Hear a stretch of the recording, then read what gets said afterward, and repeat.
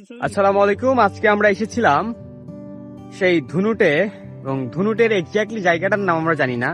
দেখতে পাচ্ছেন আমার পিছনের চারদিকে বিস্তীর্ণ সরিষার ক্ষেত, এবং আসলে এটাকে সরিষার স্বর্গরাজ্য বললেও ভুল হবে না। যেদিকেই চোখ যায় শুধুমাত্র হলুদ আর হলুদ, হলুদ কালারের বিস্তীর্ণ ক্ষেতের মধ্যে আসলে এত ভালো লাগতেছিল সেটা আর বলার অপেক্ষা রাখে না। আর আমার সাথে এসেছে সবুজ, তাইপ, তারা বেশ সেলফি তুলতে ব্যস্ত। আমি আসলে যত দেখছি ততই আসলে মন ভরে যাচ্ছে, মন ভরার মতো একটা জায়গা।